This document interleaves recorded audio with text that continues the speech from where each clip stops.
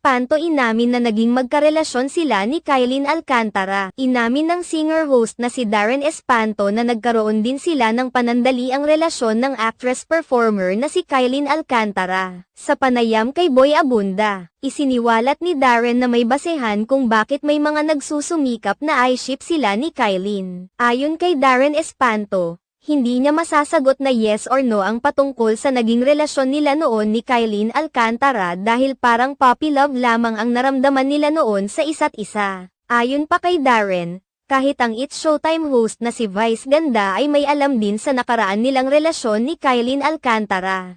Dahilan kung bakit sila tinutokso ng komedyante noong bumisita sa It's Showtime si Kylene. Yun nga po na tinutokso kami na, kasi nga, naging kami dati.